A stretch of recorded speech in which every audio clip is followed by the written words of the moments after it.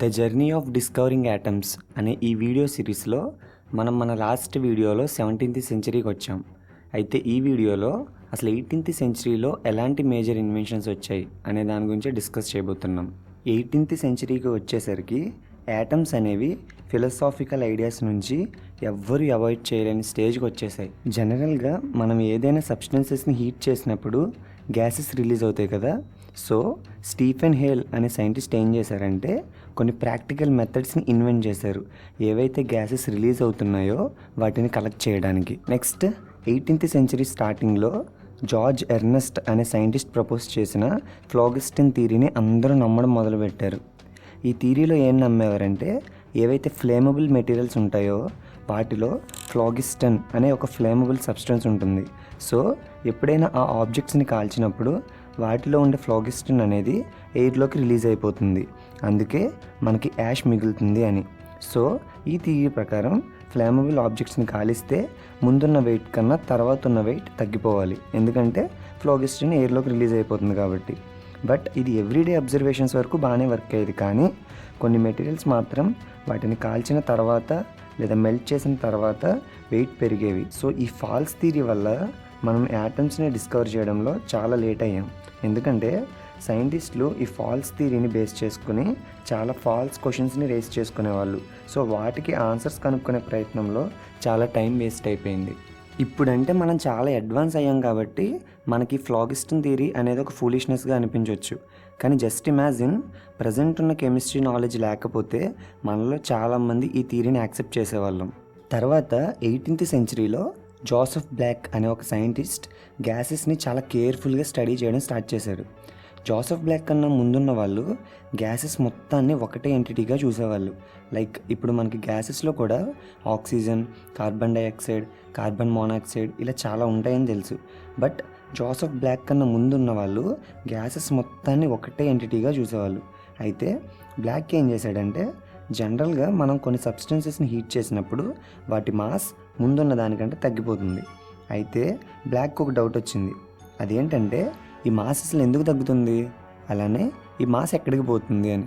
So black ఏం చేశాడంటే calcium కార్బోనేట్ని తీసుకుని దాన్ని బాగా హీట్ చేశాడు, అప్పుడు క్విక్లైమ్ ఫామ్ అయింది. అయితే తను తీసుకున్న కాల్షియం కార్బోనేట్ అనేది రిజల్ట్లో వచ్చిన క్విక్లైమ్ కన్నా మాస్ ఎక్కువ ఉంది. అండ్ ఈసారి మళ్ళీ కాల్షియం కార్బోనేట్ని తీసుకుని దాంట్లో యాసిడ్ని మిక్స్ చేశాడు. అయితే ఈసారి కొన్ని ఎయిర్ బబుల్స్ ఫామ్ అవ్వడం స్టార్ట్ అయ్యి తర్వాత కొంతసేపటికి క్విక్లైమ్ ఫామ్ అయింది. అయితే బ్లాక్ ఏం అబ్జర్వ్ చేశాడంటే ఇలా ఫామ్ అయిన క్విక్లైమ్ని అలానే వదిలేస్తే కొంతసేపటికి అది మళ్ళీ కాల్షియం కార్బోనేట్గా అంటే సాలిడ్గా మారింది. అయితే ఈ మొత్తం ఎక్స్పెరిమెంట్లో తనకేం అర్థమైందంటే ఈ సాలిడ్ నుంచి కొంత మ్యాటర్ అనేది ఎయిర్లోకి రిలీజ్ అయింది, అండ్ అగైన్ క్విక్లైమ్ని అలానే ఉంచేస్తే అగైన్ ఆ మ్యాటర్ అనేది తిరిగి సాలిడ్ని ఫామ్ చేసింది. సో ఈ మ్యాటర్కి తను ఫిక్స్డ్ ఎయిర్ అని పేరు పెట్టుకున్నాడు, ఎందుకంటే ఇది సాలిడ్లో ఫిక్స్ అయి ఉంటుంది కాబట్టి. ఈ ఫిక్స్డ్ ఎయిర్నే మనం కార్బన్ డైఆక్సైడ్ అంటున్నాం. అయితే ఈ ఫిక్స్డ్ ఎయిర్ అనేది నార్మల్ ఎయిర్ కాదు, ఇది కొంచెం డిఫరెంట్ అని బ్లాక్కి ఎలా అర్థమైందంటే నార్మల్ ఎయిర్లో ఫైర్ బాగానే వర్క్ అవుతుంది, కానీ ఫిక్స్డ్ ఎయిర్ని యూస్ చేస్తుంటే ఫైర్ ఆరిపోతుంది. ఈ ఫిక్స్డ్ ఎయిర్తో యానిమల్స్ సర్వైవ్ అవ్వలేకపోతున్నాయి. ఈ ఫిక్స్డ్ ఎయిర్ అనేది సాలిడ్స్ ద్వారా అబ్జర్వ్ చేయబడుతుంది.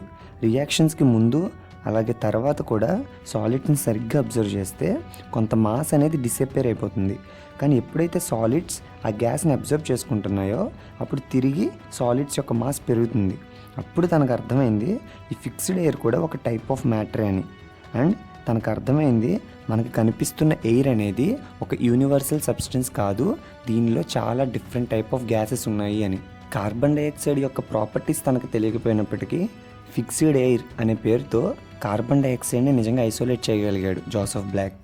అయితే బ్లాక్ కార్బన్ డైఆక్సైడ్ని ఐసోలేట్ చేసిన తర్వాత కెవెండిష్ అనే ఒక సైంటిస్ట్ ఒకరోజు మెటల్స్ని యాసిడ్స్తో రియాక్ట్ చేయించాడు, లైక్ ఐరన్ ఫిల్లింగ్స్ మీద యాసిడ్ పోయడం లాంటిది.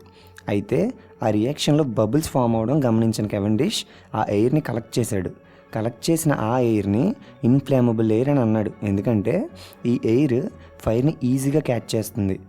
అండ్ ఆ ఇన్ఫ్లేమబుల్ ఎయిర్నే మనం ఇప్పుడు హైడ్రోజన్ గ్యాస్ అంటున్నాం. అయితే కెవెండిష్ ఏమనుకున్నాడంటే తను ఒక ప్యూర్ ఫ్లాగిస్ట్ అని కలెక్ట్ చేశానేమో అనుకున్నాడు. అయితే కెవెండిష్ చేసిన ఇంకొక మేజర్ ఇంపార్టెంట్ థింగ్ ఏంటంటే ఒక క్లోజ్డ్ గ్లాస్ వెజల్ని తీసుకొని దాంట్లో ఇన్ఫ్లేమబుల్ ఎయిర్ని అలానే నార్మల్ ఎయిర్ని నింపిపెట్టాడు. తర్వాత దాంట్లోకి ఒక ఎలక్ట్రిక్ స్పార్క్ని పాస్ చేశాడు. అయితే ఆ గ్యాసెస్ అనేవి ఎక్స్ప్లోడ్ అయ్యాయి. అలానే ఆ వెజల్ యొక్క వాల్స్ మీద నీటి ఆవిరి ఫామ్ అయింది. ఆ ఎక్స్పెరిమెంట్తో కెవెండిష్ షాక్ అయిపోయాడు. ఎందుకంటే 2000 years నుంచి వాటర్ అనేది ఒక బేసిక్ ఎలిమెంట్ అని అందరూ నమ్ముతున్నారు.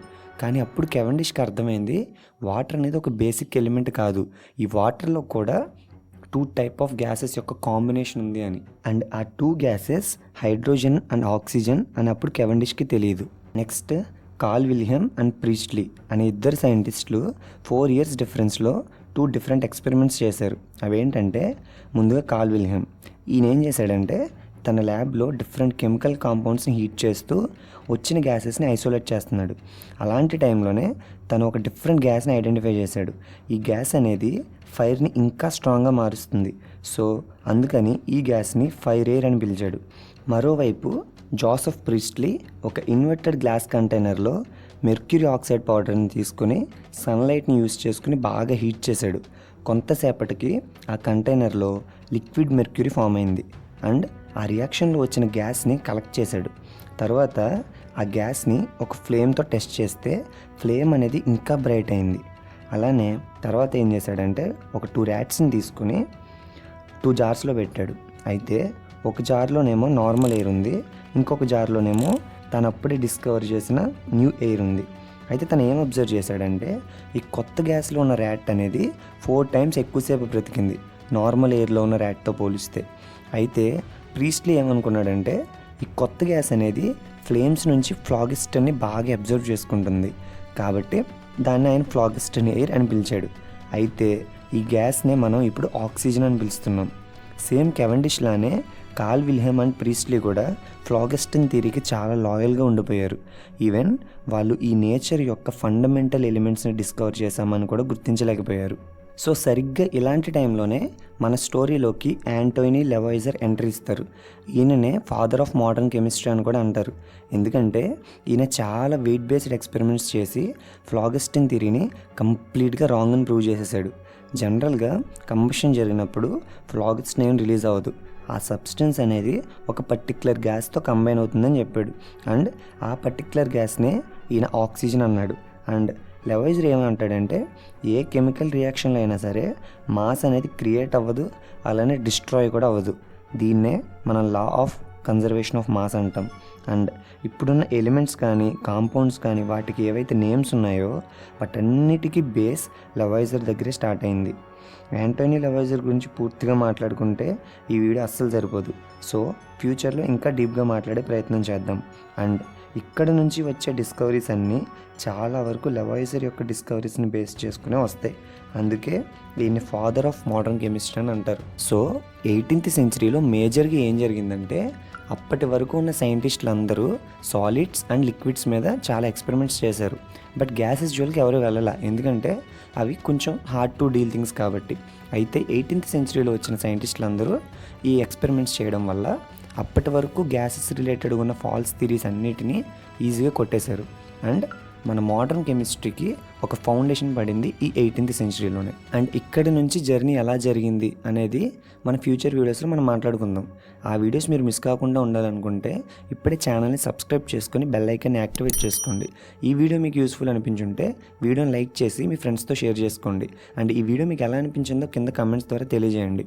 Thanks for watching. నెక్స్ట్ వీడియోలో మళ్ళీ కలుద్దాం.